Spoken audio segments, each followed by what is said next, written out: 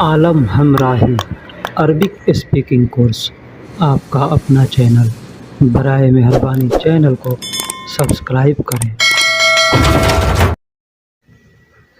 उसके पास, उसके पास, उसके पास को अरबी में हमें बोलना होगा तो क्या कहेंगे? इंदहू, इंदहू यानी उसके पास। इंद का मतलब पास होता है और हु, जब हु को उसमें इस्तेमाल कर देंगे तो इंदहू होगा। तो इंदहू का मतलब उसके पास, इंदहू मतलब उसके पास। हम इशारा से कहते हैं ना कि उसके पास, या नाम लेकर कहते हैं उसके पास, तो ठीक, तो उसको अरबी में हम इंदहू, इंदहू का मतलब उसके पास होता है। इंदहू का मतलब उसके पास। अस्सलामु अलैकुम व रहमतुल्लाहि व बरकातहू। कैफ हालकुम तो सदीक, दोस्त कैसे हाल हैं आपके, क्या हाल चाल है? ये मैंने कहा अस्सलामु अलैकुम यानी सलामती हो आप पर, रहमतुल्लाहि व बरकातहू रहमत हो अल्लाह की और बरकत हो, हमने ऐसा कहा। तो दोस्तों, हम वीडियो बनाने में बहुत मेहनत पड़ती है, इसलिए हम आपसे एक छोटी सी रिक्वेस्ट करते हैं कि बराए मेहरबानी आप हमारे चैनल पे नए हैं या पुराने हैं, चैनल को सब्सक्राइब कर दें, वीडियो को लाइक कर दें, पसंद आए तो वीडियो दोस्तों में भी शेयर करें, ठीक है। इसलिए वीडियो बनाने में बहुत मेहनत पड़ती है। हम हर तरह के, हर टॉपिक पे, हर अल्फाज को हम इस्तेमाल करके वीडियो बनाते हैं ताकि आपको ज़्यादा से ज़्यादा सीखने को मिले, ज़्यादा से ज़्यादा फ़ायदा हो, ठीक है। हम जब सऊदी में आए थे तो बहुत हमको तकलीफ़ हुई अरबी न जानने की वजह से, तो मैं नहीं चाहता कि किसी भी भाई को तकलीफ़ हो, परेशानी हो, इसलिए हम वीडियो बनाते हैं, हर अल्फाज को इस्तेमाल करते हैं। कोई भाई हमको कमेंट करता है कि ये चीज़ के लिए आप वीडियो बनाएं, तो मैं जितना होता है उतना कोशिश करके मैं उसको बनाता हूँ। इसलिए कि वीडियो बनाने के लिए जानकारियाँ भी हासिल करनी पड़ती है, तो टाइम लगता है, वक्त लगता है। तो बहुत से भाई कहते हैं मैंने कहा और आपने बनाया नहीं, तो भाई टाइम लगता है, वक्त लगता है, फिर ठीक है। तो हमारी मेहनत को आप मद्देनज़र रखते हुए बराए मेहरबानी चैनल को सब्सक्राइब कर दें, वीडियो को लाइक कर दें। तो चलिए वीडियो को हम शुरू करते हैं। अभी मैंने बताया इंदहू, इंदहू का मतलब उसके पास, इंदहू का मतलब उसके पास। इंदक, इंदक का मतलब तुम्हारे पास या आपके पास। इंदक का मतलब तुम्हारे पास या आपके पास। अगर हमको कहना हो कोई सामान है, जैसे मान लीजिए पैसा है, तुम्हारे पास पैसा है, तो हम कहेंगे इंदक फुलूस, इंदक फुलूस यानी तुम्हारे पास पैसा है, तुम्हारे पास पैसा है। अगर कहना होगा उसके पास पैसा है तो कहेंगे इंदहू फुलूस, इंदहू फुलूस यानी उसके पास पैसा है। इंदक फुलूस यानी तुम्हारे पास पैसा, इंदक का मतलब तुम्हारे पास। अभी कहना होगा मेरे पास, मेरे पास, तो क्या कहेंगे? मेरे पास को अरबी में इंदी कहेंगे, मेरे पास को अरबी में इंदी, इंदी का मतलब मेरे पास। इंद का मतलब पास होता है, उसमें जब या मिला देंगे लास्ट में, तो या का मतलब मेरा होता है, या का मतलब मेरा हो जाता है, ठीक है। तो इंदी यानी मेरे पास, किसी भी अल्फाज में के लास्ट में आप या मिला देंगे तो वो मेरा हो जाएगा, ठीक है।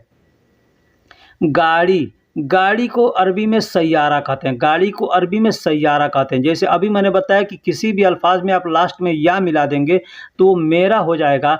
तो सैयारा, सैयारती अगर कह देंगे, सैयारती, लास्ट में हम अगर ती मिला देंगे यानी ई मिला देंगे तो हो जाएगा मेरी गाड़ी, मेरी गाड़ी यानी सैयारा का मतलब गाड़ी, और या मिला दिया लास्ट में सैयारी या सैयारती, तो सैयारती का मतलब मेरी गाड़ी। अब बड़ा है, बड़ा को अरबी में कबीर कहते हैं या कबीरा कहते हैं, कबीरा भी लोग कहते हैं या कबीर भी कहते हैं। तो कबीरा या कबीर कोई भी कहे आदमी, तो आदमी तो उसका मतलब होता है बड़ा, बड़ा। अब कोई काम बड़ा है तो कहता है कबीरा सुगुल, सैयारा सुगुल, सैयारा कबीर। इस तरह से आदमी कहता है बेत कबीर, या तरीक कबीर यानी रास्ता बड़ा है तो आदमी कहता है बड़ा रास्ता यानी तरीक कबीर। इस तरह से कबीर का मतलब बड़ा होता है।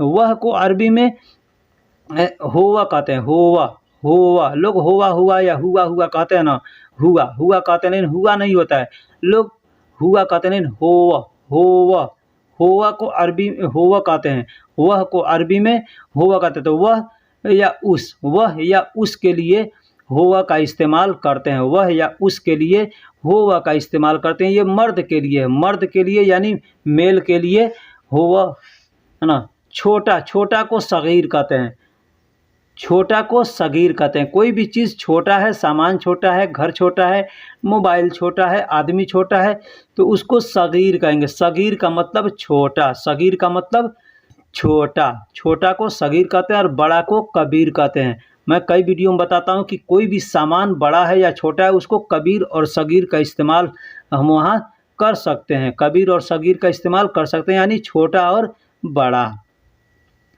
मेरी दोस्त, मेरी दोस्त, दोस्त को अरबी में सदीक कहते हैं। दोस्त को अरबी में सदीक कहते हैं। जैसा कि अभी मैंने बताया कि लास्ट में जब या मिला देंगे तो वो या का मतलब मेरा हो जाएगा, ठीक है। तो सदीक का मतलब दोस्त होता है, सदीक का मतलब दोस्त होता है। सदीक ती, सदीक ती, अब लास्ट में ती मिला दिए तो अब सदीकी नहीं ना कह सकते हैं, सदीक ती, तो ये हो जाएगा मेरे दोस्त, मेरा दोस्त या मेरी दोस्त। ठंडा, ठंडा को अरबी में बारिद कहते हैं। ठंडा को अरबी में बारिद कहते हैं। ठंडा को हम लोग ठंड कहते हैं ना, ठंड या ठंडा, तो उसको अरबी में बारिद कहते हैं। अगर हमको बुखार है, ठंड लग रहा है, तो भी हम कहेंगे बारिद इजी, यानी ठंड भी हमको आ रहा है, ठंड भी लग रहा है। इस तरह से भी हम कह सकते हैं, ठीक है। तो खाना ठंडा है तो भी कहेंगे बारिद, पानी ठंडा है तो भी कह सकते हैं बारिद, ठीक है। तो बारिद का मतलब ठंडा, ठंडा। कुत्ता, कुत्ता को अरबी में कल्ब कहते हैं। कल्ब, देखिए यहाँ पे ये दो कल्ब होता है, दो कल्ब होता है। एक कल्ब का, दोनों कल्ब के बारे में हम बताएंगे। तो एक कल्ब का यानी छोटा कल्ब, अब बोलने का भी सलीका देखिएगा, अंदाज देखिए। कल्ब यानी बाहर के मुंह से निकल रहा है कल्ब। कल्ब को अरबी में कुत्ता कहते हैं। कल्ब को अरबी में कुत्ता कहते हैं। कुत्ता यानी कल्ब, कुत्ता यानी कल्ब। कल्ब को अरबी, कुत्ता को अरबी में कल्ब कहते हैं, ठीक। दूर, दूर को बईद कहते हैं। दूर को बईद कहते हैं। बईद, बईद यानी दूर, बईद यानी दूर। लोग बईद, बईद भी कहते हैं। तो बईद यानी जो मखरज इस्तेमाल नहीं करते हैं तो वो बईद कहते हैं, लेकिन जब अरबी का इस्तेमाल करेंगे मखरज तो बईद कहेंगे। बईद का मतलब दूर होता है। बईद का मतलब दूर, दूर, बईद का मतलब दूर होता है। कोई भी चीज़ दूर है तो उसको बईद कहेंगे। बईद मतलब दूर। अभी मैंने बताया कि कुत्ता, कल्ब का मतलब कुत्ता होता है, ठीक है। अरबी में कुत्ता को कल्ब कहते हैं, ठीक। अब यहाँ एक और कल्ब आया, तो इसको, उसको बाहर के मुंह से बोलते हैं कल्ब, इसको अंदर से बोलते हैं, हलक में से निकाल कर बोलते हैं कल्ब। तो इस कल्ब का मतलब होता है दिल, जिगर। दिल और जिगर को अरबी में कल्ब कहते हैं। दिल जिगर एक ही चीज़ है, तो दिल भी कहते हैं या जिगर भी कहते हैं, तो उसको अरबी में कल्ब कहते हैं। कल्ब या गल्ब, गल्ब भी लोग कहते हैं या कल्ब भी कहते हैं, ठीक है। वह, अभी मैंने बताया कि होवा, होवा का मतलब वह होता है या उस होता है, तो वो मर्द के लिए इस्तेमाल करते हैं होवा। और यहाँ हेया, हेया यानी औरत के लिए इस्तेमाल कर सकते हैं। औरत के लिए हेया, यानी वह औरत कहना होगा तो कहेंगे हेया हुरमा, हेया हुरमा। हुरमा का मतलब औरत होता है और हेया का मतलब औरत, हेया का मतलब वह, तो वह औरत यानी हिया हुरमा कह सकते हैं। हिया हुरमा यानी औरत, औरत के लिए हिया का इस्तेमाल करेंगे, ठीक। ये या इस, यह या इसको अरबी में हादा कहते हैं। हादा, हादा या हादा, हादा या हादा। दूसरा अल्फाज है दालिका, दालिका या जालिका, दालिका या जालिका को भी का मतलब ये होता है यह या इस, यह या इस, दालिका या जालिका।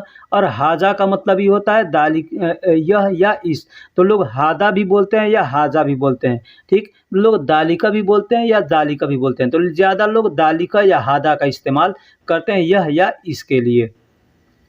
दुकान, दुकान को अरबी में महल कहते हैं। दुकान को अरबी में महल कहते हैं। कोई भी चीज़ का दुकान हो, किसी भी तरह का दुकान हो, किसी भी किस्म का दुकान हो, आप उसको महल कह सकते हैं। चाहे दवा का दुकान हो, होटल खाने का दुकान हो या किराने का दुकान हो, कोई भी दुकान हो उसको आप महल कह सकते हैं। महल, महल का मतलब दुकान। हम लोग इंडिया बांग्लादेश में कहते हैं बड़ी बड़ी बिल्डिंगें होती है उसको महल कहते हैं, ठीक है। तो वो महल नहीं, यहाँ पे महल का मतलब दुकान होता है। दुकान को अरबी में महल कहते हैं। अस्पताल को अरबी में मुस्तशफ़ा कहते हैं। अस्पताल को अरबी में मुस्तशफ़ा कहते हैं। हॉस्पिटल को अरबी में मुस्तशफ़ा कहते हैं। मुस्तशफ़ा यानी हॉस्पिटल, हॉस्पिटल को अरबी में मुस्तशफ़ा कहते हैं। अब छोटा हॉस्पिटल हो या बड़ा हॉस्पिटल हो, अगर आप हॉस्पिटल का नाम जानते हैं तो हॉस्पिटल का नाम लेकर के बोल सकते हैं मुस्तशफ़ा, यानी ये हॉस्पिटल या हॉस्पिटल, जैसे हॉस्पिटल का भी नाम होता है ना, तो अस्पताल को अरबी में मुस्तशफ़ा कहते हैं। मुस्तशफ़ा, मुस्तशफ़ा यानी हॉस्पिटल। इलाका, इलाका हम लोग कहते हैं ना, इलाका, क्षेत्र या एरिया। हम लोग हिंदी में, उर्दू में कहते हैं इलाका या क्षेत्र कहते हैं, एरिया कहते हैं। तो उसको अरबी में मंतका कहते हैं। मंतका, मंतका यानी इलाका या क्षेत्र, हम लोग जो भी कहें उसको मंतका कहते हैं। मंतका मतलब इलाका, मंतका मतलब इलाका। अब इसी से एक मिलता जुलता अल्फाज है अल्लाका। अल्लाका मतलब हैंगर, अल्लाका यानी हैंगर, जिसमें कपड़ा टांगते हैं उसको अल्लाका कहते हैं। तो ठीक है। दवाखाना, दवाखाना को अरबी में सदीलिया कहते हैं। सदीलिया यानी मेडिकल स्टोर या फार्मेसी, आप जो भी कहें, मेडिकल स्टोर कहें या फार्मेसी कहें या दवाखाना कहें अपनी लैंग्वेज में, लेकिन अरबी में उसको सदीलिया कहते हैं। सदीलिया, सदीलिया यानी दवाखाना। इसका एक और अरबी का अल्फाज है जो हमको मालूम नहीं है अभी, मालूम है लेकिन याद नहीं आ रहा। ठीक है, फिर किसी वीडियो में बताऊंगा, है ना। तो कितना, कितना हमको कहता है कितना। कितना को अरबी में कम कहते हैं। कम, कम मतलब कितना, कम मतलब कितना। हम लोग कम कहते हैं थोड़ा को, लेकिन यहाँ अरबी में कितना को अरबी में कम कहते हैं। अब जैसे एग्जांपल के तौर पे आप दुकान पे जा रहे हैं, कोई सामान खरीदना है, तो वो दुकानदार आपसे कहेगा कम मतलब कितना चाहिए, कम यानी कितना चाहिए। या आप भी पूछ सकते हैं कम मतलब यह कितने का है, कम यानी कितने का है। कम किलो यानी कितना किलो, कम रियाल यानी कितना रियाल, इस तरह से आदमी कहता है। ठीक है। दवा को अरबी में दवा कहते हैं। दवा को अरबी में दवा कहते हैं। कोई भी दवा हो, मेडिसिन हो, उसको हम लोग अरबी में उर्दू हिंदी में दवा कहते हैं, लेकिन अरबी में भी दवा कहते हैं। अरबी में भी दवा कहते हैं। कोई भी दवा हो उसको दवा कहते हैं। लिखावट में अल दवा आता है, अल दवा, लेकिन लोग बोलने के लिए दवा बोलते हैं। आप किसी भी अरबी से दवा बोलेंगे तो वो समझ जाएगा कि दवा कह रहा है, दवा। ठीक है, दवा का मतलब मेडिसिन, दवा होता है। बहुत ज़्यादा को अरबी में वाजिद कहते हैं। बहुत ज़्यादा को अरबी में वाजिद कहते हैं। वाजिद यानी बहुत ज़्यादा, बहुत ज़्यादा। देखिए, ज़्यादा के लिए एक और अरबिक अल्फाज है जिसको है ना, जिद्दन, जिद्दन। ठीक है, जिद्दन का मतलब भी ज़्यादा होता है। जिद्दन का मतलब भी ज़्यादा होता है। कत्तीर का मतलब भी ज़्यादा होता है। कत्तीर का मतलब भी ज़्यादा होता है। तो ज़्यादा के लिए कत्तीर या जिद्दन का इस्तेमाल करते हैं, बहुत ज़्यादा के लिए वाजिद का इस्तेमाल करते हैं। दरूरी, दरूरी को अरबी में वाजिब कहते हैं। देखिए, एक यहाँ पे कॉमन चीज़ है, दरूरी भी अरबिक अल्फाज है, या ज़रूरी कहें या दरूरी कहें, ठीक। और वाजिब भी अरबिक अल्फाज है। ये दोनों हम लोग हिंदी और उर्दू में इस्तेमाल करते हैं। ठीक है, वाजिब भी कहते हैं और ज़रूरी भी कहते हैं। तो ये दोनों अरबिक अल्फाज है, इसको हमने दोनों यहाँ पे दे दिया है ताकि आप ज़रूरी है तो ज़रूरी भी कह सकते हैं या वाजिब भी कह सकते हैं। दूसरा एक और अल्फाज है लाजिम, लाजिम भी कह सकते हैं, लाजिम भी कह सकते हैं। लाजिम का मतलब भी वाजिब होता है, ज़रूरी होता है। डॉक्टर को अरबी में तबीब कहते हैं। डॉक्टर को अरबी में तबीब कहते हैं। हम लोग हिंदी में वैद्य भी कहते हैं, या इंग्लिश में उर्दू में डॉक्टर भी कहते हैं। इंग्लिश में डॉक्टर कहते हैं या हिंदी में वैद्य कहते हैं। लेकिन अरबी में या उर्दू में, अरबी और उर्दू दोनों ये अल्फाज है, उसको तबीब कहते हैं। तबीब, उर्दू में भी तबीब कहते हैं और अरबी में भी तबीब कहते हैं। तबीब का मतलब डॉक्टर होता है। ठीक। ज़रूरी, अभी मैंने बताया, तो ज़रूरी का मतलब लाजिम होता है। लाजिम, तो लाजिम भी कहेंगे तो भी ज़रूरी हुआ, तो भी, और ज़रूरी कहेंगे तो भी। तो ज़रूरी कहें या लाजिम कहें, लेकिन यहाँ सऊदी में ज़रूरी नहीं कहते, दरूरी कहते हैं, दरूरी। ठीक है, तो आप भी दरूरी कह सकते हैं या लाजिम कह सकते हैं। ठीक है, या वाजिब भी कह सकते हैं। वाजिब का मतलब भी ज़रूरी होता है और लाजिम का मतलब भी ज़रूरी होता है और दरूरी का मतलब भी ज़रूरी होता है। ठीक। सऊदी गमछा, सऊदी में जो गमछा लोग ओढ़ते हैं, सऊदी गमछा, ये 3 कोना 4 कोना का होता है। उसको ठीक है, 4 कोना होता है, तो उसको सिमाग कहते हैं। सिमाग, सिमाग, सिमाग, सिमाग भी कहते हैं या सिमागती भी कह सकते हैं।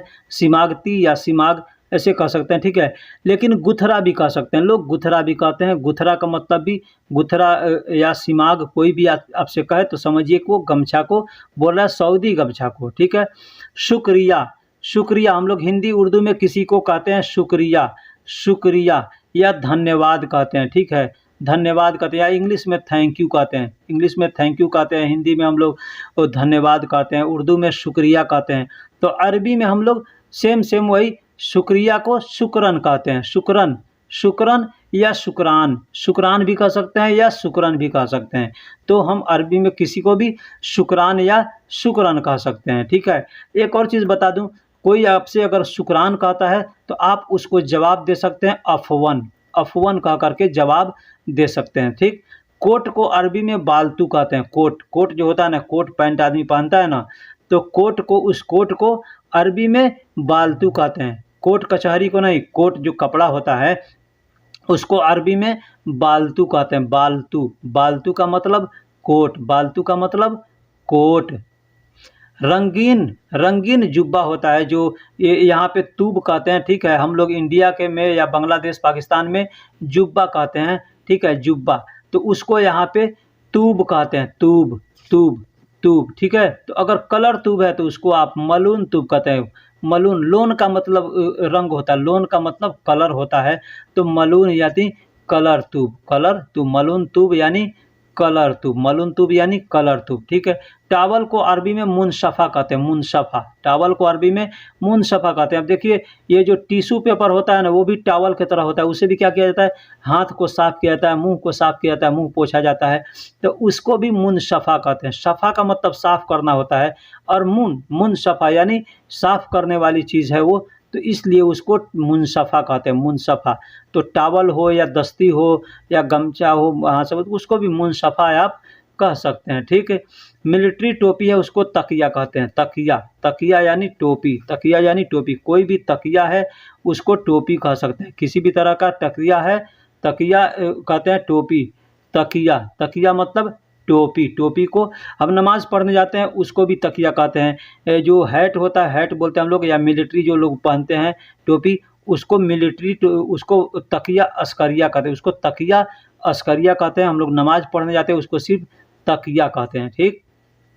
कारपेट, कारपेट जो होता है ज़मीन पे बिछाया जाता है उसको अरबी में सिजाद कहते हैं, कारपेट जो होता है उसको अरबी में सिजाद कहते हैं, सिजाद, सिजाद, सजाद नहीं, सिजाद, सिजाद का मतलब कारपेट या कालीन, सिजाद का मतलब कारपेट या कालीन को सिजाद कहते हैं, सिजाद, कारपेट या कालीन को सिजाद कहते हैं, सिजाद, सिजाद। अभी मैंने बताया कोई भी चीज़ छोटा हो बड़ा हो उसमें कबीर और सगीर का इस्तेमाल कर सकते हैं। कंबल को बतानिया कहते हैं, कोई भी कंबल हो उसको बतानिया कहते हैं, बतानिया का मतलब कंबल, बतानिया का मतलब कंबल होता है, कंबल यानी बतानिया, बतानिया को कंबल, उसका भी छोटा है बड़ा है जैसा है, आप उसको कबीर और सगीर का इस्तेमाल उसमें कर सकते हैं, इस्तेमाल करके आप किसी से भी बोल सकते हैं, ठीक है, कबीर या सगीर का इस्तेमाल करके बोल सकते हैं। बतानिया मतलब कंबल, बतानिया मतलब कंबल, ठीक। मिलिट्री सूट को बदला अस्करिया कहते हैं, बदला अस्करिया, बदला अस्करिया यानी मिलिट्री सूट है जो सरकारी कपड़े पुलिस पहनते हैं या मिलिट्री पहनता है तो उसको अस्करिया कहते हैं, ठीक है। तो अस्करिया का मतलब पुलिस होता है, मिलिट्री होता है, ठीक है, तो उसको बदला अस्करिया कहते हैं। तो दोस्तों वीडियो कैसी लगी आप हमको कमेंट बॉक्स में ज़रूर बताइएगा, और फिर मैं आपसे एक बार इल्तिजा करता हूँ बराए मेहरबानी चैनल को सब्सक्राइब कर दें। फिर मिलेंगे अगले वीडियो में, तब तक के लिए मैं, मेरा, मेरी, मैं, मेरा या मेरी कहना हो तो हम उसके लिए अरबी में अना का इस्तेमाल करेंगे, अना, अना का मतलब मैं भी होता है, मेरा भी होता है, मेरी भी होता है, मैं, मेरा, मेरी को अरबी में अना कहते हैं, अना, अना। दोस्तों वीडियो को शुरू करने से पहले एक छोटी सी आपसे रिक्वेस्ट है, आप अगर हमारे चैनल पे नए हैं या पुराने हैं तो बराए मेहरबानी मेरे भाई मेरे दोस्त सबसे पहले चैनल को सब्सक्राइब कर दें। उससे फ़ायदा आपको होगा कि मेरी जो भी नई वीडियो आएगी वो सबसे पहले आपके पास नोटिफिकेशन उसका जाएगा और आप उसको सबसे पहले देख सकते हैं। बाद में आपको वीडियो सर्च नहीं करना पड़ेगा, ढूंढना नहीं पड़ेगा, नोटिफिकेशन आपके पास ऑटोमेटिक चला जाएगा, ठीक है। और वीडियो को बनाने में भाई बहुत मेहनत होती है, तो हम आपके लिए इतना मेहनत करते हैं, आपके लिए वीडियो बनाते हैं। जो भाई भी कहते हैं हमको इस टॉपिक पे वीडियो बनाइए, तो अल्हम्दुलिल्लाह हमसे जितना होने वाला होता है मैं करता हूं। तो आप भी हमारे लिए बस इतना कीजिए, हमारे चैनल को सब्सक्राइब कर दीजिए और वीडियो को लाइक कर दीजिए। वीडियो लाइक करने में या सब्सक्राइब करने में आपका कोई पैसा नहीं लगता है, कोई आपका मेहनत नहीं लगता है, बस एक बटन दबाना है, सब्सक्राइब हो गया और लाइक हो गया। ठीक है, तो चलिए हम वीडियो को शुरू करते हैं। मैं, मेरा या मेरी को अरबी में अना कहते हैं, अना।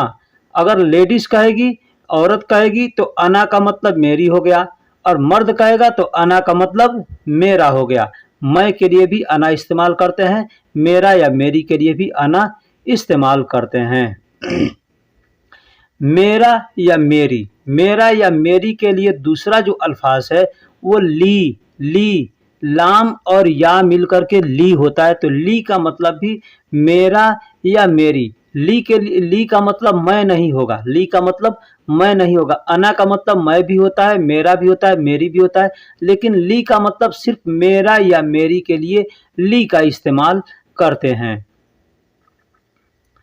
अंदर, अंदर का मतलब अरबी में अंदर को जुआ कहते हैं, जुआ, जुआ, जुआ, जुआ वो नहीं जो अपने यहाँ ताश पत्ता खोलते हैं, वो जुआ नहीं, जुआ, जुआ का मतलब अंदर होता है, जुआ का मतलब अंदर होता है। अंदर यानी कोई भी चीज है तो अंदर।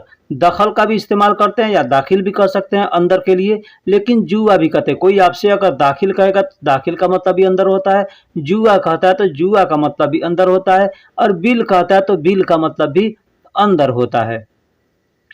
दाखिल, अभी मैंने बताया, तो दाखिल या दखल, बहुत से लोग दखल भी कह सकते हैं, कहते हैं, या दाखिल भी कहते हैं। तो दाखिल कहें या दखल कहें, दोनों का मतलब अंदर होता है, दोनों का मतलब अंदर होता है। दाखिल या दखल, दाखिल या दखल का मतलब अंदर होता है। एक होता है दखुल, दखुल का मतलब अंदर जाओ, ठीक है। दखल तो यानी अंदर करो, अंदर करो, ठीक है। तो दाखिल या दखल का मतलब भी अंदर होता है, जुआ का मतलब भी अंदर होता है। फी, फी का मतलब मैं, फी का मतलब में होता है और है होता है। फी का मतलब में भी होता है और है भी होता है। अब कहीं कहीं फी के लिए फी जो है फा और या मिलकर आप देख सकते हैं कि हमने स्क्रीन पे क्या लिखा है। तो फी को कहीं पे है का दर्जा दिया जाता है और कहीं में का दर्जा दिया जाता है। तो जैसा सेंटेंस होता है वहाँ पे वैसा उसका तर्जुमा किया जाता है। फी भी के लिए फी को है भी बोलते हैं और में भी बोलते हैं। अब यहाँ पे नहीं है, नहीं है, तो नहीं यानी पहले माँ है, तो माँ का मतलब नहीं होता है, माँ का मतलब नहीं होता है। अब यहाँ पे फी है तो नहीं में तो नहीं इसका तर्जुमा होगा, इसका तर्जुमा होगा नहीं है, तो यहाँ पे फी है के लिए इस्तेमाल करते हैं, यानी माफ़ी। किसी से कहना होगा नहीं है, नहीं है, तो कहेंगे माफ़ी, माफ़ी। माँ का मतलब नहीं और फी का मतलब है, यानी नहीं है, तो माफ़ी, माफ़ी। माँ, माँ का मतलब नहीं भी होता है, ना भी होता है, या मत भी होता है। हम लोग कहते हैं हाँ, कि मत करो ये काम, मत करो ये काम, ना करो ये काम, नहीं करो, ठीक है, या ये नहीं है, इस तरह से कहते हैं। तो वहाँ पे हम माँ, माँ का इस्तेमाल करेंगे, यानी हमको कहना होगा ना या मत या नहीं, तो वहाँ पे हम माँ का इस्तेमाल करके माँ, माँ का मतलब माँ, माँ मतलब नहीं, ना या मत, नहीं, ना या मत। अंदर, अंदर का मतलब बिल होता है, बिल, बिल को मत अरबी में बिल, अरबी में बिल कहते हैं अंदर को। ठीक, अभी मैंने बतलाया कि जुआ का मतलब भी अंदर होता है और दखल का मतलब भी अंदर, दखल या दाखिल का मतलब भी अंदर होता है और बिल का मतलब भी अंदर होता है। तो देखिए बिल, दाखिल या जुआ, ये में के लिए भी इस्तेमाल करते हैं। कैसे? अब कोई सामान है गाड़ी के अंदर, तो कोई पूछेगा कहाँ है, तो आप कह सकते हैं कि सैयारा, बिल सैयारा, बिल सैयारा, यानी इसका मतलब हुआ कि गाड़ी के अंदर है या गाड़ी में है, गाड़ी के अंदर है या गाड़ी में है। कोई आपका आदमी है, दोस्त है, हम्माम के अंदर है या रूम के अंदर है, किसी ने पूछा कि वो है मतलब कहाँ है, तो आप कह सकते हैं बिल हम्माम, यानी हम्माम के अंदर है या हम्माम में है। तो बिल का मतलब अंदर भी होता है और में भी होता है। दखल का मतलब अंदर के लिए भी इस्तेमाल कर सकते हैं और में के लिए भी इस्तेमाल कर सकते हैं, लेकिन किस तरह से, मैंने आपको बताया कि गाड़ी के अंदर सामान है तो वहाँ कोई पूछेगा कि बिल वैन अगरात, वैन अगरात यानी सामान कहाँ है, तो कह सकते हैं बिल सैयारा या बिल गुरफा, बिल बेत, इस तरह से कहते हैं, यानी गाड़ी के अंदर है या घर के अंदर है या घर में है या गाड़ी में है, ये इसका भी मतलब होता है। तो ये मतलब आपको समझ में आ गया होगा, ठीक। रोड, रोड या सड़क को तरीक कहते हैं, तरीक, तरीक, तरीक यानी रोड या सड़क। यहाँ देखिए तरीक लोग नहीं कहते हैं, ठीक है, यहाँ पे काफ है लेकिन लोग तरीक नहीं कहते हैं, तरीक कहते हैं, ठीक है। लेकिन बोलने की आदत है तो कोई आपसे अगर तरीक कहे तो भी समझिएगा कि वो रोड को बोल रहा है, ठीक है। इसलिए कि क को ग के तरह लोग इस्तेमाल करते हैं। मैं हर वीडियो में ये बात को बताता हूँ कि क को लोग ग के तरह इस्तेमाल करते हैं। तो खसारा यानी कुछ खो गया, नुकसान हो गया, कुछ खो गया, नुकसान हो गया, तो उसको अरबी में खसारा कहते हैं, खसारा, खसारा। देखिए ये खसारा जो अल्फाज है हम लोग उर्दू के अंदर भी इस्तेमाल करते हैं, वहाँ पे भी हम लोग कहते हैं खसारा, कुछ नुकसान हो जाता है तो कहते हैं खसारा हो गया, ठीक है। तो यहाँ अरबी में कहेंगे तो खसारा हो गया नहीं कहेंगे, सिर्फ खसारा कहेंगे, यानी खसारा हमारा नुकसान हो गया, ठीक। पुराना, पुराना को अरबी में कदीम कहते हैं, कदीम। हम लोग उर्दू में कदीम कहते हैं, कदीम ज़माना यानी पुराना ज़माना। तो वही अरबी में लोग कदीम बोलते हैं, कदीम को गदीम बोलते हैं, कदीम को गदीम बोलते हैं। हम लोग उर्दू में कदीम का इस्तेमाल करते हैं और अरबी में गदीम का इस्तेमाल करते हैं। गदीम कहते हैं यानी पुराना, कदीम आप कदीम भी कह सकते हैं या गदीम भी कह सकते हैं। मैंने अभी बताया, पहले भी बता चुका हूँ कि मैं कदीम ज़्यादा मैं कदीम बोलता हूँ, लेकिन अगर कोई आदमी नहीं समझता है तो वहाँ पे गदीम बोल देता हूँ, ठीक है, ताकि वो समझ जाएगा। लेकिन बहुत से लोग आते हैं नहीं समझते हैं, भाई मैं कदीम कहता हूँ या क़िद्दाम कहता हूँ, ठीक है, तो लोग समझते हैं। वक़्फ़ कहता हूँ तो लोग समझ जाते हैं कि ये क्या कह रहे हैं, ठीक है। इसलिए कि वो पढ़े लिखे आदमी हैं तो वो समझ जाते हैं, लेकिन जो लोग नहीं पढ़े लिखे हैं वो नहीं समझ पाते, उनको समझने में तकलीफ़ होती है, तो उनके लिए गिद्दाम वक़्फ़ इस तरह से बोलना पड़ता है। नया, नया को जदीद कहते हैं, नया को जदीद कहते हैं। कोई भी सामान है तो अब हिंदी में उर्दू में नया कहें या नई कहें, नया कहें या नई कहें, उसको अरबी में जदीद कहते हैं। अभी मैंने बताया पुराना को कदीम कहते हैं या गदीम कहते हैं, ठीक। पुराना को गदीम कहते हैं या कदीम कहते हैं, लेकिन नया को जदीद कहते हैं। आदमी पुराना है तो कहेंगे गदीम नफ़र, गदीम नफ़र यानी पुराना आदमी है। आदमी नया है तो जदीद नफ़र यानी आदमी नया है, ठीक, इस तरह से कह सकते हैं। मुमकिन हम लोग हिंदी में या उर्दू में इस्तेमाल करते हैं, मुमकिन कहते हैं, मुमकिन नामुमकिन कहते हैं ना। तो मुमकिन का मतलब होता है शायद, शायद यानी अगर कोई आदमी काम पॉसिबल है करना, हमको आसान है करना यानी कर सकते हैं, तो कोई कहेगा ये काम कर सकते हो तो हम वहाँ पे कर सकते हैं मुमकिन यानी कर सकते हैं या शायद कर सकते हैं, नहीं भी कर सकते हैं, ठीक है। तो या कोई काम हो जाएगा तो कह देंगे मुमकिन यानी हो भी जाएगा नहीं भी हो पाएगा, ठीक है। इसके लिए मुमकिन का इस्तेमाल करते हैं। बाज़ार या मार्केट, हम लोग उर्दू में हिंदी में बाज़ार या मार्केट का लफ्ज़ इस्तेमाल करते हैं, तो अरबी में उसको इसवाक या सूक, सूक भी कहते हैं या इसवाक भी कहते हैं। इसवाक, इसवाक कहते हैं मतलब बड़ा मार्केट है तो इसवाक कहते हैं, छोटा सा है तो आदमी सूक भी कह सकता है, ठीक। सूक कह देते हैं, छोटा मार्केट है तो उसको सूक लोग कह सकते हैं, लेकिन बड़ा मार्केट है उसको इसवाक कहते हैं।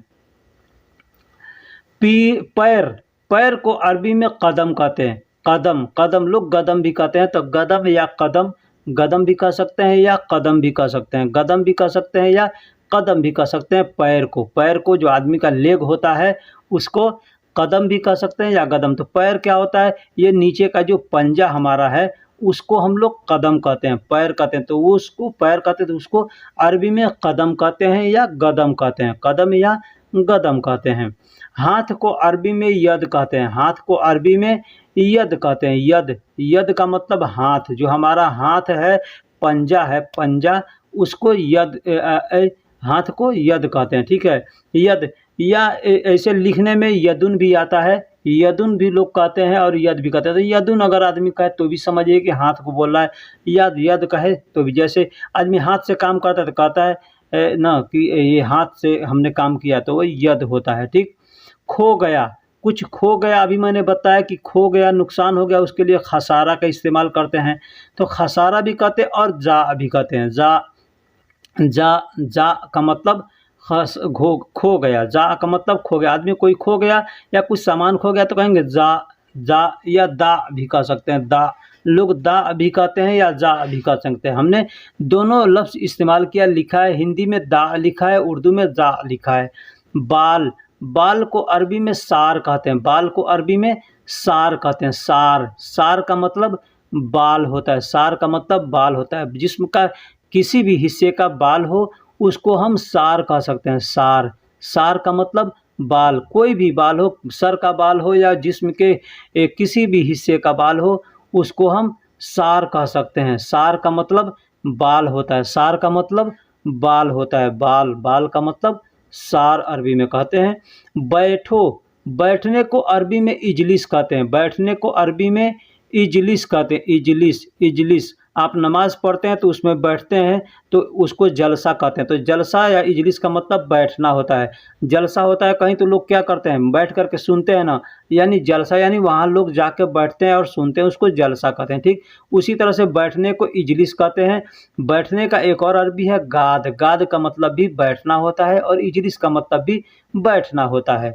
सर, सर यानी इंसान का जो हेड है, मुंडी है, उसको अरबी में रास कहते हैं। रास, रास का मतलब सर होता है। रास का मतलब सर होता है, हेड होता है, मुंडी होता है। हम उसको मुंडी कहें या सर कहें, जैसे कहें, या सिर कहें, उसको अरबी में रास कहते हैं। रास, रास, रास का मतलब सिर होता है। रास का मतलब सिर होता है, चाहे इंसान का हो या जानवर का हो, सबको हम रास कहेंगे। एक मजलिस, मजलिस, महफ़िल, महफ़िल हम लोग इंडिया में बांग्लादेश में उर्दू हिंदी में महफ़िल का भी इस्तेमाल करते हैं और मजलिस का भी इस्तेमाल करते हैं। तो दोनों चीज़ होता है, मजलिस या महफ़िल, मजलिस या महफ़िल। तो महफ़िल का मतलब मजलिस होता है। महफ़िल का मतलब मजलिस होता है। अरबी के अरब कंट्री के अंदर एक एक जगह बना होता है, उसको मजलिस बोलते हैं। लोग जाते हैं, 20 आदमी 25 आदमी बैठते हैं, बैठ कर के वहाँ पे बातें करते हैं, तो उसको भी मजलिस बोलते हैं। तो उसको भी मजलिस बोलते हैं। ठीक। धोना, धोना, किसी भी चीज़ को धोना है, हाथ धोना है, घर धोना है, कपड़ा धोना है, गाड़ी धोना है, कुछ भी धोना है उसको गसील कहेंगे। गसील, गसील का मतलब धोना होता है। गसील का मतलब धोना होता है। हाथ धोना है तो कहेंगे यद गसील, कपड़ा धोना है तो मलाबिस गसील, गाड़ी धोना है तो सैयारा गसील, घर धोना है तो बैत गसील। इस तरह से आप कह सकते हैं, जो चीज़ धोना हो उसका नाम लेकर के बोल दें गसील, यानी ये चीज़ धोना है। साथ, साथ को अरबी में माआ कहते हैं। साथ को अरबी में माआ, माआ। जैसे कपड़ा खरीद रहे हैं, कपड़ा के साथ में आपने बनियान खरीदा तो कहेंगे कि इसके साथ में माआ, माआ, उसको माआ कहेंगे। या हम 2 आदमी जा रहे हैं कहीं तो हमारे साथ कोई जा रहा है तो हम कहेंगे इंत माआ, यानी तुम साथ। इंत माआ यमसी, यानी तुम साथ चलो। इस तरह से भी कह सकते हैं। माआ, माआ का मतलब साथ होता है। एक और अरबी का अल्फाज है सवा। सवा का मतलब भी साथ होता है। सवा का मतलब भी साथ होता है और माआ का मतलब भी साथ होता है। वॉशिंग मशीन को गसाला कहते हैं। वॉशिंग मशीन को गसाला कहते हैं। गसाला यानी जिससे कपड़ा वॉशिंग किया जाता है, कपड़ा धोया जाता है, उसको गसाला कहते हैं। तो गसाला, गसाला, गसाला यानी कपड़ा, गसाला यानी कपड़ा धोने को गसाला, धोने वाले मशीन को गसाला कहते हैं। वॉशिंग मशीन जिसको हम लोग कहते हैं उसको गसाला, अरबी में गसाला कहते हैं। ठीक। साथ, साथ यानी सवा, सवा। अभी मैंने बताया कि माआ का मतलब भी साथ होता है और सवा का मतलब भी साथ होता है। अगर हमको 2 बार कहना है साथ, साथ तो कहेंगे सवा, सवा, सवा, सवा। 2 बार कहना होगा अगर साथ, साथ तो कहेंगे सवा, सवा, यानी साथ, साथ, सवा, सवा यानी साथ, साथ, माआ, माआ यानी साथ, साथ। इस तरह से हम कह सकते हैं। सिला कपड़ा, सिला हुआ कपड़ा कोई भी है उसको मलाबिस कहते हैं। मलाबिस या मलाबेस, लोग मलाबेस भी कहते हैं या मलाबिस भी कहते हैं, तो आप मलाबिस कहेंगे। मलाबिस कहेंगे तो सब लोग समझते हैं। ठीक है। तो सिला हुआ कपड़ा है उसको मलाबिस कहते हैं। कोई भी कपड़ा हो, पैंट हो, शर्ट हो, जुब्बा हो या कुछ भी हो, उसको मलाबिस कहते हैं। मलाबिस यानी सिला हुआ कपड़ा को मलाबिस कहते हैं। किसी भी का भी हो, लेडीज़ का हो, जेंट्स का हो, सिला हुआ है तो उसको मलाबिस कहेंगे। अलग, अलग को अरबी में लहाल कहते हैं। अलग को अरबी में लहाल कहते हैं। अगर लहाल, लहाल यानी 2 बार कहेंगे तो अलग अलग हो जाएगा। अलग अलग यानी लहाल, लहाल। जैसे 2 आदमी हैं, अलग अलग हैं तो कहेंगे लहाल, लहाल यानी अलग अलग। अलग अलग रहते हैं तो कहेंगे लहाल, लहाल सकन। लहाल, लहाल सकन यानी अलग अलग रहते हैं, अलग अलग रहना। ठीक है। इस तरह से हम कह सकते हैं लहाल, लहाल यानी अलग अलग। ठीक। चाकू, चाकू को अरबी में सिक्कीन कहते हैं। चाकू को अरबी में सिक्कीन कहते हैं। सिक्कीन, सिक्कीन मतलब चाकू, सिक्कीन यानी चाकू। चाकू को एक और अरबिक अल्फाज है जो लिखा नहीं हूँ लेकिन बतला दे रहा हूँ। चाकू को अरबी में मसरत भी कहते हैं। मसरत, मसरत, मसरत यानी चाकू, मसरत यानी चाकू। तो सिक्कीन कहें या मसरत कहें, दोनों भी चीज़ हम कह सकते हैं। चाकू के लिए दोनों अल्फाज इस्तेमाल कर सकते हैं। गोश्त, गोश्त को अरबी में लहम कहते हैं। गोश्त को अरबी में लहम कहते हैं। चाहे किसी भी जानवर का हो उसको लहम कहेंगे। आपको नाम मालूम है जानवर का, जैसे ऊँट है, बकरी है, गाय है, भैंस है, मुर्गी है, तो जैसे मालूम है आप उसका नाम ले कर के बोल सकते हैं कि ये चीज़ का लहम, ठीक है। जैसे मुर्गी है तो मुर्गी को दजाज कहते हैं, दजाज। तो मुर्गी का गोश्त है तो उसको दजाज लहम कह सकते हैं, दजाज लहम कह सकते हैं। बकरा है तो बकरा लहम कह सकते हैं, ठीक है। एयर कंडीशन, एयर कंडीशन को अरबी में मुकैफ कहते हैं। एयर कंडीशन यानी एसी को अरबी में मुकैफ कहते हैं। मुकैफ, मुकैफ। अब मुकैफ जो है छोटा है, बड़ा है, तो कबीर और सगीर का इस्तेमाल कर सकते हैं। दोस्तों किसी भी चीज़ में कोई भी सामान है उसमें हम अगर छोटा और बड़ा है तो उसको हम कबीर और सगीर कह सकते हैं, ठीक। कबीर और सगीर कह सकते हैं। तो एयर कंडीशन को अरबी में मुकैफ कहते हैं। एयर कंडीशन को अरबी में मुकैफ कहते हैं। और पंखा को अरबी में मरवाह कहते हैं। पंखा को अरबी में मरवाह कहते हैं। मशीन, कोई भी मशीन हो, किसी भी चीज़ का मशीन हो, किसी तरह का मशीन हो, उसको हम अरबी में मकीना कहते हैं। उसको अरबी में मकीना कहते हैं। जैसे सिलाई मशीन है तो उसको खयात मकीना कहेंगे, ठीक है। तो जो भी मशीन है उसको हम मकीना कह सकते हैं, बशर्ते कि उस मशीन का अगर नाम हमको मालूम है तो नाम लेकर के हम बोलेंगे कि ये फलां मशीन है, फलां मकीना है। जैसे मैंने बताया खयात मकीना यानी सिलाई करने का मशीन, ठीक। नमाज को अरबी में सलाह कहते हैं। सलाह या सल्ली कहते हैं। लोग सल्ली भी कहते हैं या सल्ला भी कहते हैं या सलाह भी कह सकते हैं। तो आपके सामने कोई सलाह कहे, सल्ली कहे या सलात कहे तो आप समझिए कि वो नमाज के लिए बोल रहा है। तो नमाज को अरबी में सलाह बोलते हैं या सलात बोलते हैं या सल्ली बोलते हैं या सल्ला बोलते हैं। ये सब चीज़ अल्फाज आते हैं नमाज के लिए। आप कोई भी इसमें से एक बोल सकते हैं, ठीक। नमाज को सूरज, सूरज को अरबी में शम्स कहते हैं। सूरज को अरबी में शम्स कहते हैं। अब सूरज को अरबी में शम्स कहते हैं। धूप ज़्यादा तेज़ है तो भी शम्स कहेंगे। जैसे कोई आदमी आता है कहता है कि वाजिद शम्स, यानी धूप बहुत तेज़ है या सूरज बहुत तेज़ है, इसका मतलब ये। तो हम लोग हिंदी उर्दू में धूप कहते हैं कि धूप बहुत तेज़ है ना, लेकिन यहाँ पे धूप नहीं कहते हैं, यहाँ पे शम्स कहते हैं। शम्स का मतलब सूरज भी होता है और शम्स का मतलब धूप भी होता है। तो आप भी शम्स कह सकते हैं। चाँद, चाँद को अरबी में कमर कहते हैं। कमर या गमर, कमर कहते हैं। देखिए लिखावट में कमर है बड़ा काफ से, तो अब आपके सामने कोई गमर बोले या कमर बोले मतलब चाँद, चाँद को कमर कहते हैं, चाँद को कमर कहते हैं, ठीक है। अब यहाँ पे लोगों को बोलने की आदत है काफ को ग बोलना, तो अगर कोई आदमी आपको अगर गमर कहता है तो वो भी समझिए कि वो चाँद को बोला है। तो इसे कमर हम कहते हैं। कमर, कमर का मतलब चाँद होता है। मछली को अरबी में समक कहते हैं। मछली को अरबी में समक कहते हैं। अब कोई भी मछली हो, मछली का नाम मालूम हो, बहुत सी मुख्तलिफ मछलियां हैं जिनका नाम अलग अलग होता है, ठीक है। तो आप उस मछली का नाम जानते हैं तो नाम ले करके आप बोल सकते हैं कि फलां समक। अब छोटी मछली है, बड़ी मछली है तो कबीर समक या सगीर समक इस तरह से भी कह सकते हैं, ठीक है। तो दोस्तों वीडियो कैसी लगी आप हमको कमेंट में ज़रूर बताइए। आओ, आओ, आओ को अरबी में ताल कहते हैं। ताल, ताल मतलब आओ, ताल मतलब आओ। किसी को बुलाना होगा हमको तो कहेंगे ताल, ताल का मतलब आओ। किसी को भी बुलाना है तो हम कहेंगे ताल, ताल का मतलब आओ। देखिए इस पर हमने कई वीडियो बना चुके हैं। कई वीडियो में हमने इस बारे में बतलाया है कि आने को क्या कहते हैं, जाने को क्या कहते हैं, लेकिन हर रोज़ लोग नए नए आते रहते हैं, इसलिए हमको ये वीडियो भी बनाना पड़ता है। इस वीडियो में हमने खास बात यह है कि हमने अरबी और उर्दू और हिंदी दोनों का इस्तेमाल किया है, दोनों अल्फाज का हमने इस्तेमाल किया है। भाइयों दोस्तों, वीडियो को आगे बढ़ाने से पहले आपसे एक छोटी सी रिक्वेस्ट है।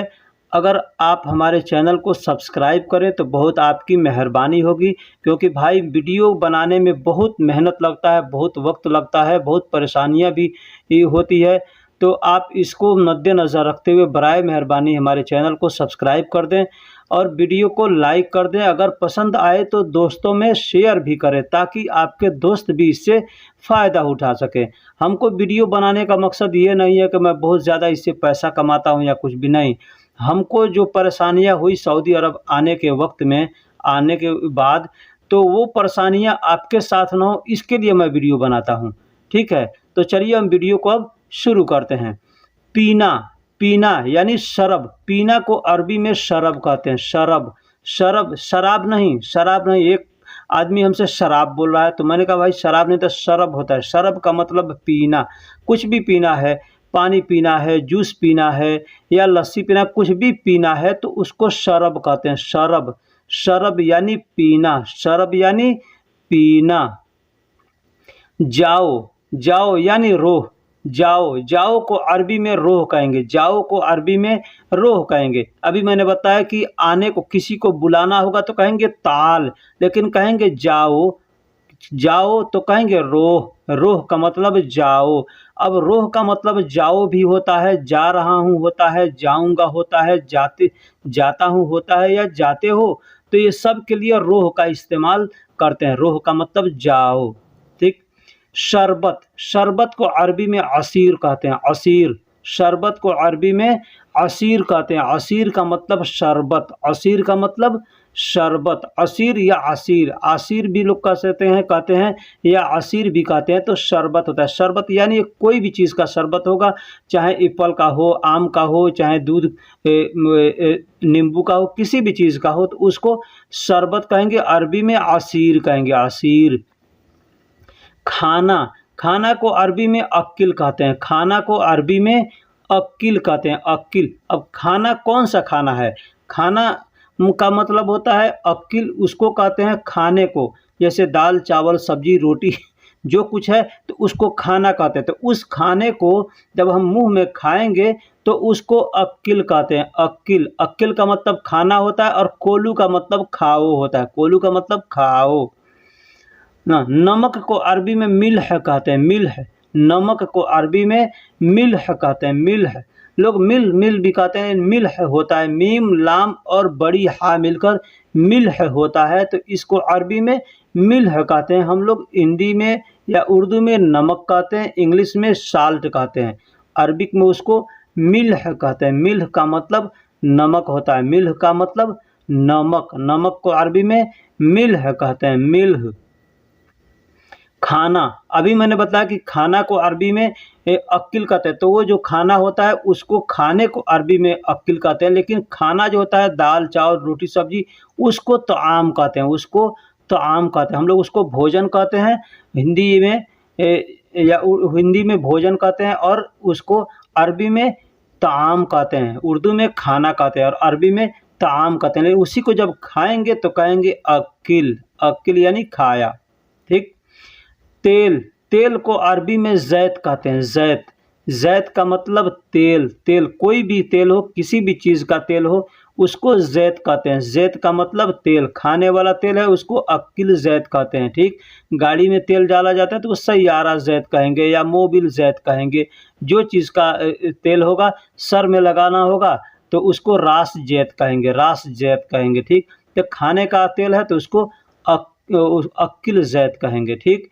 तैयार होना, तैयार होना को अरबी में जाहिज़ कहते हैं। जाहिज़, जाहिज़ यानी तैयार होना, अरबी में जाहिज़ कहते हैं। जाहिज़ का मतलब तैयार होना। तैयार होने को अरबी में जाहिज़ कहते हैं। कोई भी चीज़ को तैयार होना, खुद कपड़ा पहन कर तैयार आदमी होता है तो आदमी कहता है जाहिज़। गाड़ी तैयार है यानी सैयारा जाहिज़। सामान तैयार है, अगरात जाहिज़। खाना तैयार है, तो आम जाहिज़। इस तरह से हम कह सकते हैं। पानी को अरबी में मोया कहते हैं। पानी को अरबी में मोया कहते हैं। देखिए बहुत सी जगह पे मोया कहते हैं, बहुत सी जगह पे माई कहते हैं। ठीक है।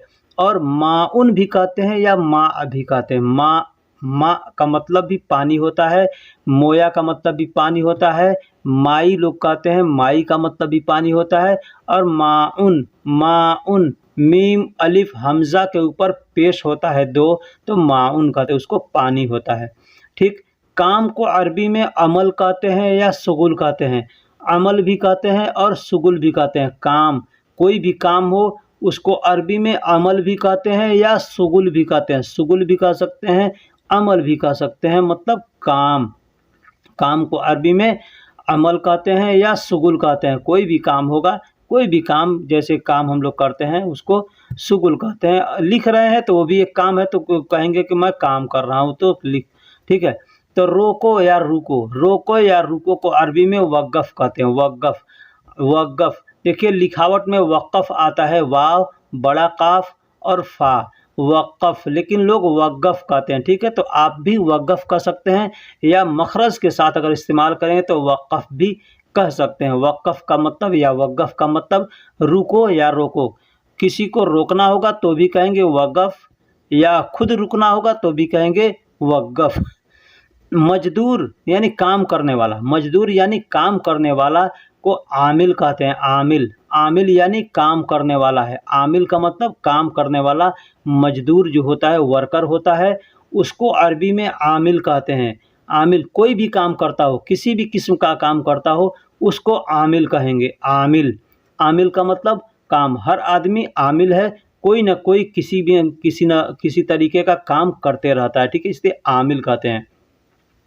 खल्फ, खल्फ यानी पीठ, पीठ, पीठ इंसान का जो पीठ होता है या किसी भी चीज़ का पीठ है, उसको खल्फ कहते हैं। खल्फ, खल्फ का मतलब पीठ होता है। अब पीछे के लिए भी खल्फ का इस्तेमाल करते हैं। जैसे कोई कहता है हबीबी खल्फ सूफ, यानी पीछे देखो, पीछे देखो यानी पीठ की तरफ देखो। तो पीठ की तरफ देखो यानी पीछे देखो, तो इसलिए खल्फ को पीठ भी कहते हैं और पीछे के लिए भी इस्तेमाल करते हैं।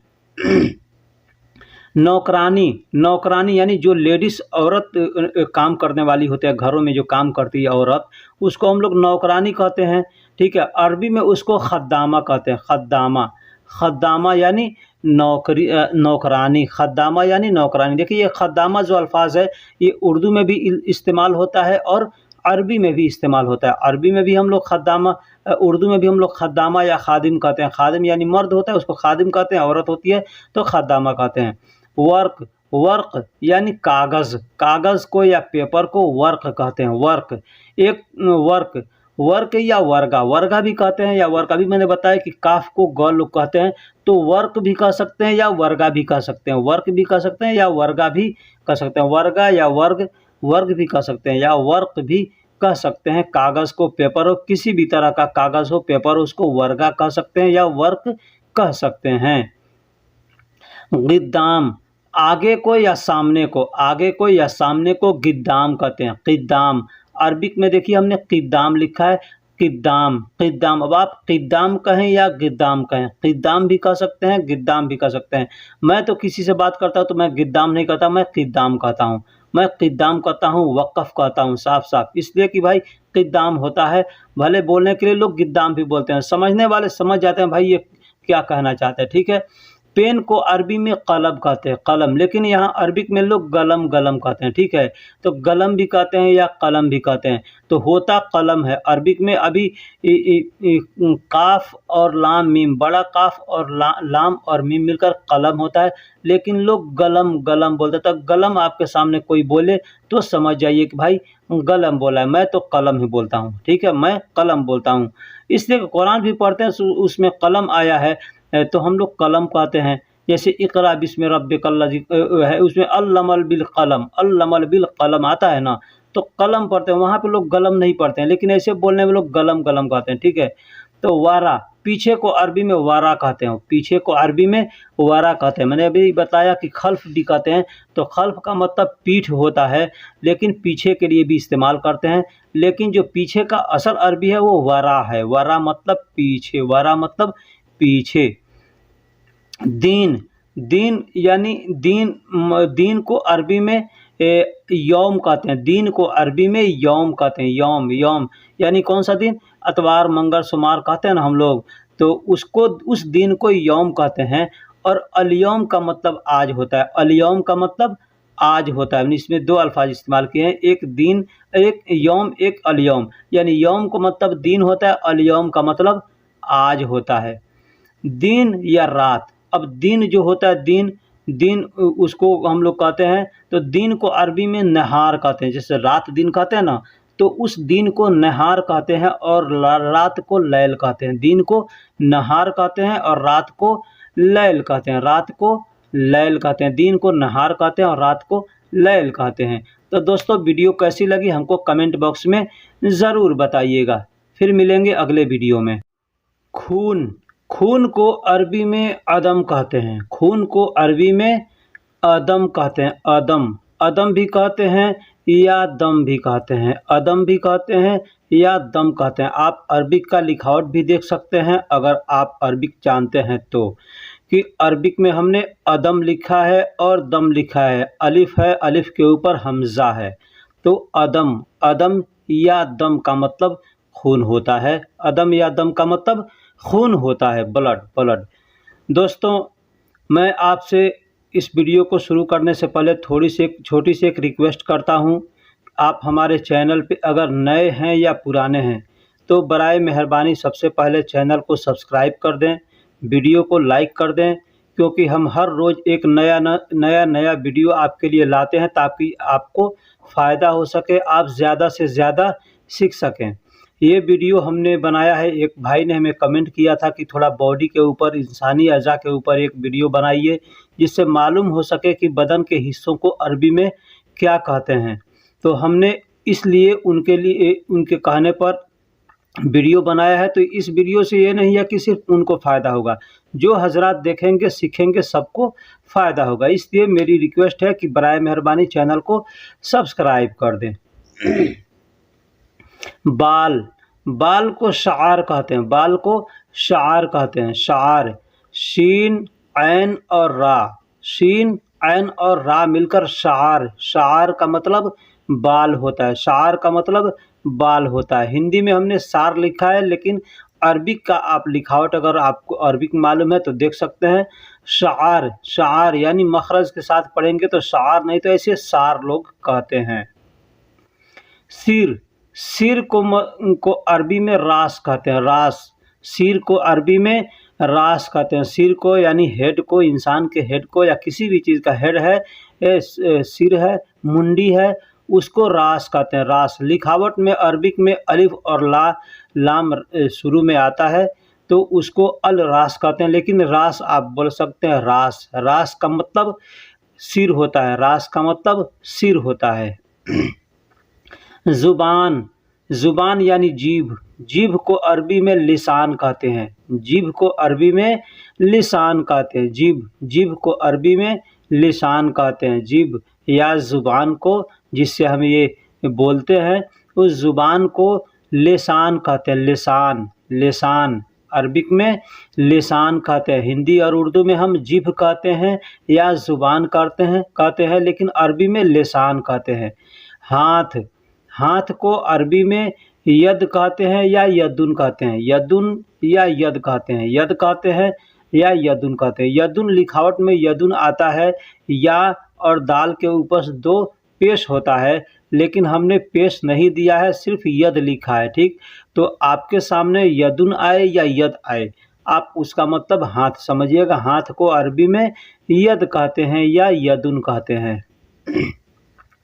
पैर, पैर को अरबी में कदम कहते हैं। पैर, पैर को अरबी में कदम कहते हैं। पैर किसे कहते हैं? पैर जो हमारा सबसे निचला जो हिस्सा होता है जिससे हम चलते हैं, जो हमारे पैर का पंजा है, उसको हम पैर कहते हैं, उसको पैर कहा जाता है। तो पैर का मतलब कदम होता है। पैर को अरबी में कदम कहते हैं। कदम, कदम यानी पैर, कदम यानी पैर। अरबी में पैर को कदम कहते हैं या गदम कहते हैं। खल्फ यानी पीठ को खल्फ कहते हैं। पीठ हो या पीठ के पीछे, पीठ के पीछे या पीठ को खल्फ कहते हैं। पीठ को अरबी में खल्फ कहते हैं।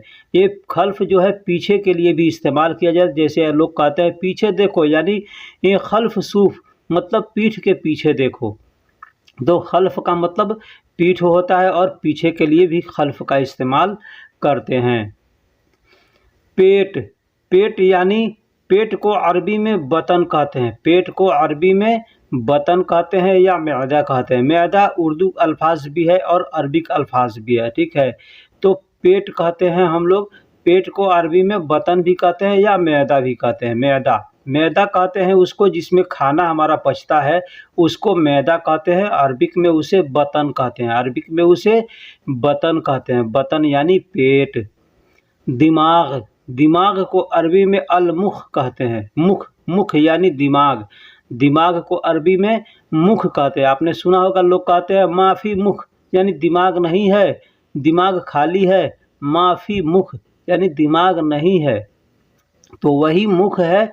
मुख का मतलब दिमाग होता है, मुख का मतलब दिमाग होता है, जिसको इंग्लिश में ब्रेन कहते हैं या भेजा कहते हैं, हिंदी में भेजा कहते हैं या दिमाग कहते हैं, ठीक। चेहरा चेहरा को अरबी में वजह कहते हैं, चेहरा को अरबी में वजह कहते हैं। वजह वजह यानी चेहरा। चेहरा चेहरा हमारा क्या है? चेहरा का मतलब ये हमारा जितना है, दाढ़ी है, आँख है, नाक है, ये सारा जहाँ फिट है, इसको हम लोग चेहरा कहते हैं, चेहरा। तो उसको अरबिक में वजह कहते हैं, उसको अरबी में वजह कहते हैं। वजह वजह यानी चेहरा, वजह यानी चेहरा। गर्दन को अरबी में रक़बा कहते हैं, गर्दन को अरबी में रक़बा रक़बा रक़बा यानी गर्दन, गर्दन को अरबी में रक़बा कहते हैं, गर्दन को अरबी में रक़बा। रा और बड़ा काफ, रक़बा या रग़बा, रग़बा भी लोग कहते हैं रग़बा, इसलिए कि काफ को लोग ग की तरह पढ़ते हैं, तो अगर ग की तरह पढ़ेंगे तो रग़बा होगा और नहीं तो रक़बा, रग़बा या रक़बा दोनों कह सकते हैं।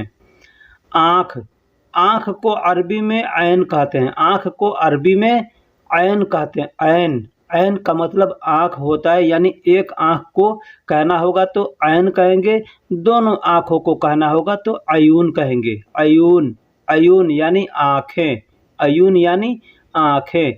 आँख को अरबी में ऐन कहते हैं और आँखें यानी दोनों आँखों को कहना होगा, यानी जमा है अयून, अयून मतलब आँखें। नाक को अरबी में खसम कहते हैं, नाक को अरबी में खसम कहते हैं, खसम खसम यानी नाक। खसम को नाक को अरबी में खसम कहते हैं, नाक को अरबी में खसम कहते हैं, जिसको इंग्लिश में नोज कहते हैं, ठीक है।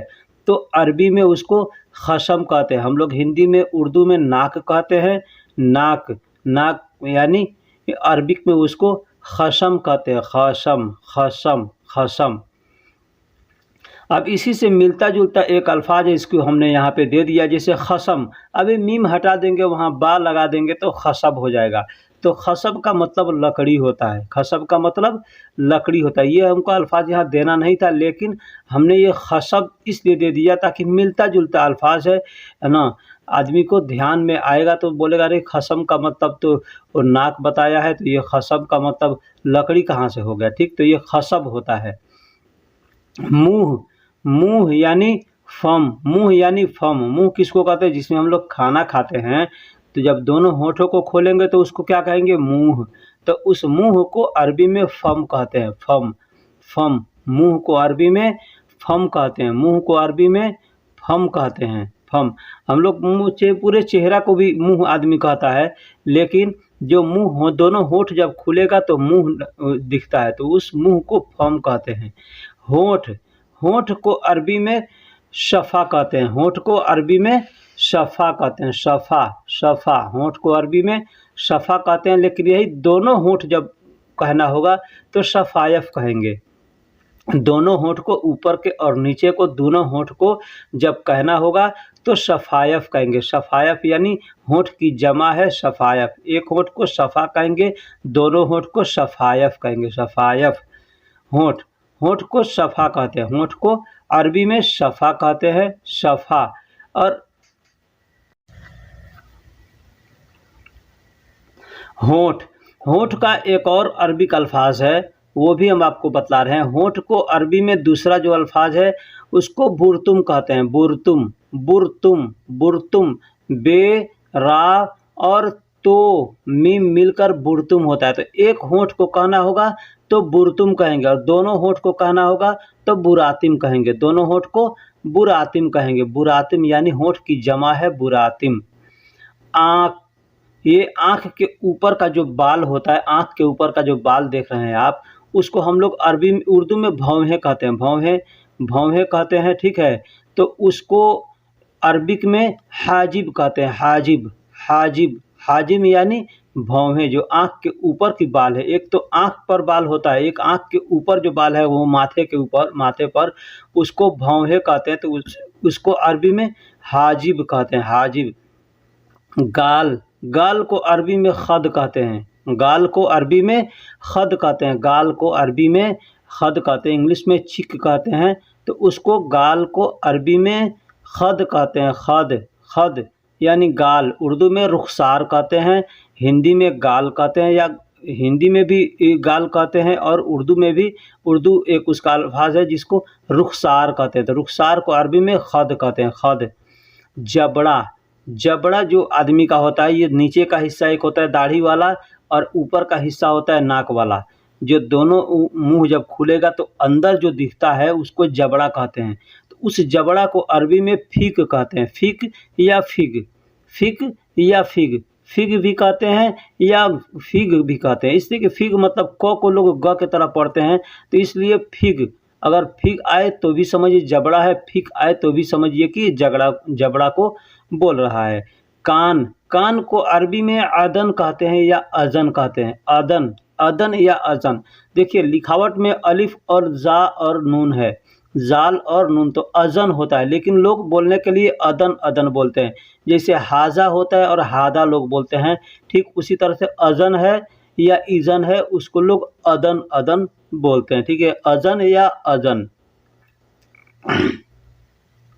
कान को दूसरा समूह भी कहते हैं, कान का दूसरा अरबिक है जिसको समूह कहते हैं, समूह, समूह। कान को अरबी में समूह भी कहते हैं, समूह, समूह, सीन मीम वाव ऐन मिलकर समूह यानी कान, समूह यानी कान। कान को अरबी में समूह कहते हैं, कान को अरबी में समूह कहते हैं, समूह। हिंदी और उर्दू में कान कहते हैं, अरबी में समूह कहते हैं। हथेली, हथेली को अरबी में कफ या गफ कहते हैं, कफ या गफ कहते हैं, कफ भी कहते हैं और गफ भी कहते हैं। हथेली, हथेली क्या होता है, हाथ का हमारा जो पंजा है उसमें उंगलियों को छोड़ देंगे तो जो बीच का जो पंजा बचेगा उसको हथेली कहते हैं। तो उस हथेली को अरबी में गफ कहते हैं, गफ या कफ, गफ या कफ। हमने उर्दू में भी लिखा है कफ, लेकिन लोग बोलने के लिए गफ या कफ दोनों बोलते हैं, ठीक। बाजू, बाजू को दरा बोलते हैं, बाजू को दरा बोलते हैं, बाजू, बाजू यानी हमारा दोनों तरफ का बाजू होता है ना, तो एक जानिब के बाजू को किसी को भी बोलना हो तो दरा बोलेंगे, दरा या ज़रा। अरबिक में हमने ज़रा लिखा है लेकिन हिंदी में दरा लिखा है, इसलिए कि ज़रा को लोग दरा बोलते हैं। तो ज़रा या दरा दोनों अल्फाज आपके सामने आए तो आप समझे कि ये बाजू को कह रहा है, दरा या ज़रा। मेरा सीना, सीना, सीना जो होता है इंसान का या किसी भी चीज़ का, सीना को अरबी में सदरी कहते हैं, सीना को अरबी में सदर कहते हैं, सदर, सदर। लेकिन वही कहना होगा मेरा सीना तो सदरी, यानी किसी भी अल्फाज के हम लास्ट में अगर या मिला देंगे तो वो मेरा हो जाएगा, ठीक है।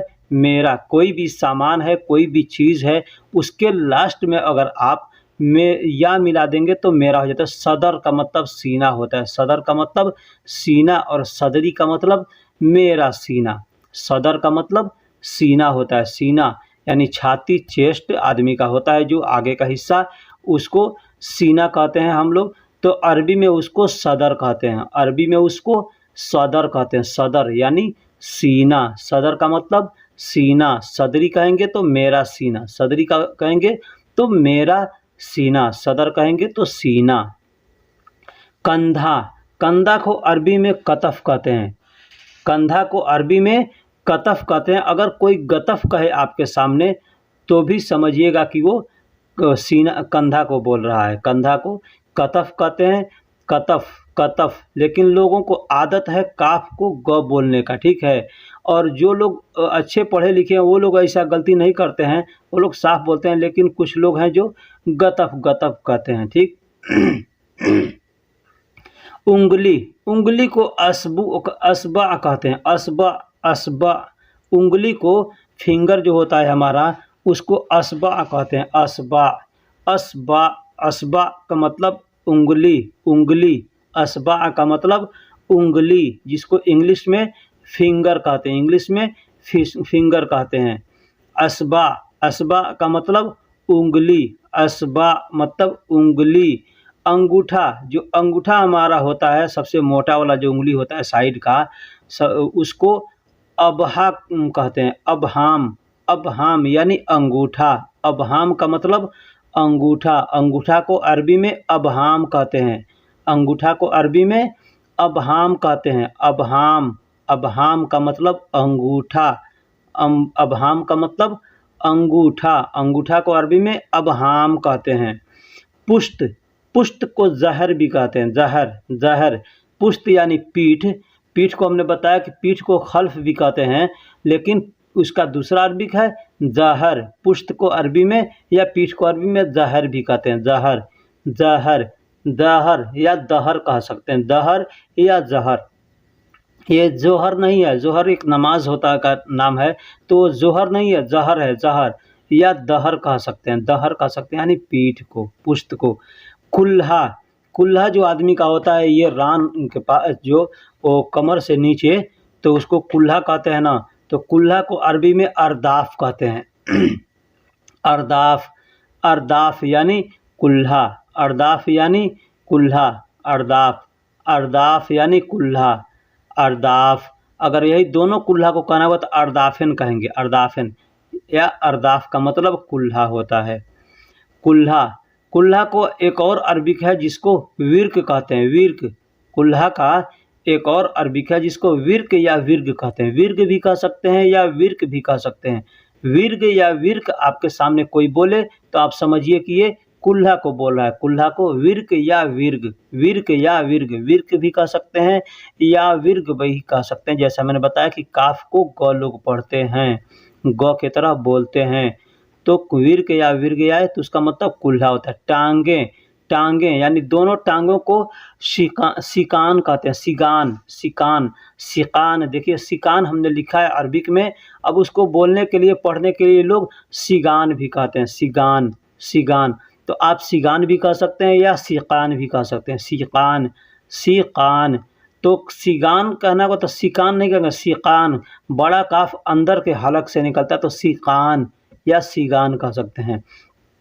टांग को अरबी में टांगे को रजूल भी कहते हैं। रजूल, रजूल का मतलब टांगे, रजूल का मतलब टांगे, टांगे यानी दोनों टांगों को रजूल कहते हैं। दोनों टांगों को रजूल कहते हैं। दोनों टांग, टांग यानी पैर समेत, जो पैर का हमारा निचला पंजा है उसको और टांग को मिला करके, घुटना से नीचे जो होता है उसको मिला करके रजूल कहते हैं। पूरा का पूरा रजूल, पैर और टांग मिलकर रजूल कहते हैं। और सिर्फ टांग, टांग यानी पैर समेत वही बताएं, रिजल भी कहते हैं। रिजल, रिजल भी कहते हैं। रजूल अभी मैंने बताया कि रजूल कहते हैं, तो रजूल भी कहते हैं या रिजल भी कहते हैं। बहुत से लोग रिजल कहते हैं या रजूल कहते हैं, ठीक। तो आप रजूल भी कह सकते हैं या रिजल भी कह सकते हैं। आपके सामने कोई रजूल कहे या रिजल कहे तो समझिए कि ये टांगों को बोल रहा है। एक और चीज़ होता है रज्जाल, रज्जाल का मतलब आदमी होता है। तो ये सुनने में कोई बोले तो उसको ध्यान दीजिए कि रज्जाल तो नहीं बोला है, रज्जाल का मतलब आदमी होता है। टांग को साक भी कहते हैं। साक या साग, साक, साक अरबिक में लिखा है तो साक बड़ा काफ है, तो जैसे मैंने बताया कि क को ग लोग बोलते हैं, तो साग अगर कोई कहे तो साग भी आप कह सकते हैं या साक भी कह सकते हैं, यानी टांग को साक। तो ये टांग कौन सा है? जो हमारे पंजे से ऊपर और घुटने से नीचे जो होता है उसको टांग कहते हैं, तो वो साक है। रान, रान यानी जांग, आदमी का जो जांग होता है किसी, तो उसको फ़खद कहते हैं। फ़खद, फ़खद, फ़खद भी कह सकते हैं या फ़खज़ भी कह सकते हैं। फ़खज़ भी कह सकते हैं या फ़खद, फ़खद। अगर आपको अरबिक मालूम है, उर्दू मालूम है तो आप उर्दू का लिखावट भी देख सकते हैं कि फ़खज़, जाल से हमने लिखा है फ़खद यानी फ़खज़, तो उसको फ़खद भी बोल सकते हैं या फ़खज़ भी बोल सकते हैं। फ़खद भी बोल सकते हैं या फ़खज़ भी बोल सकते हैं, मतलब रान। घुटना, घुटना को अरबी में रुकब कहते हैं। रुकब भी कहते हैं या रुकबा भी कहते हैं। घुटना को अरबी में रुकब भी कहते हैं या रुकबा भी कहते हैं। रुकबा, रुकबा या रुकब। आप ध्यान दीजिएगा, नमाज़ पढ़ते हैं तो रुकू करते हैं तो रुकू का हालत क्या होता है, घुटने के बल पे आदमी खड़ा होता है तो रुकू कहता है ना, तो ठीक उसी से बना है रुकबा। रुकबा यानी घुटना, रुकबा यानी घुटना। जोड़ को अरबी में जो जोड़ होते हैं, पंजे का जोड़ हुआ, घुटने का जोड़ हुआ, फिल्ली का जोड़ हुआ, उसको मुफासिल कहते हैं। मुफासिल, मुफासिल यानी जोड़, मुफासिल यानी जोड़, यानी वहाँ पे फासला होता है थोड़ा सा, तो फासला होता है इसीलिए उसको मुफासिल कहा जाता है। मुफासिल यानी जोड़।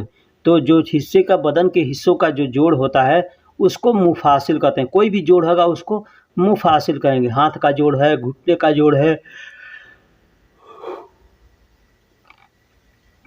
फेफड़ा, इंसान का जो फेफड़ा होता है उसको रिआ कहते हैं। रिआ, रिआ, रा, हमजा और हा, छोटा हा मिलकर रिआ होता है। रिआ, रिआ का मतलब फेफड़ा। इंसान का जो फेफड़ा होता है उसको रिआ बोलते हैं। रिआ, रिआ का मतलब फेफड़ा, रिआ का मतलब फेफड़ा। इंसान का जो फेफड़ा है उसको रिआ बोलते हैं। रिआ, रिआ। गुर्दा, गुर्दा को किल्ली या किला, किला बोलते हैं, किला। गुर्दा को अरबी में किला बोलते हैं, किला।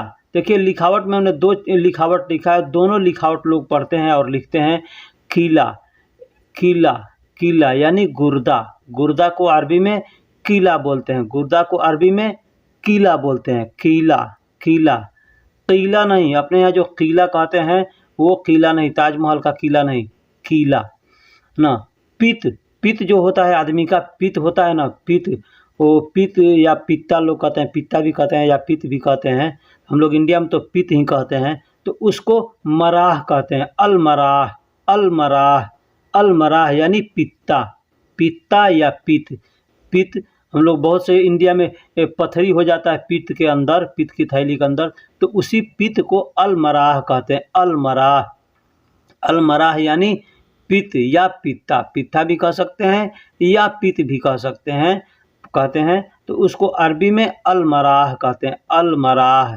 अलमराह यानी पित्त, अलमराह यानी पित्त, अलमराह यानी पित्त, पित्त को अरबी में अलमराह कहते हैं।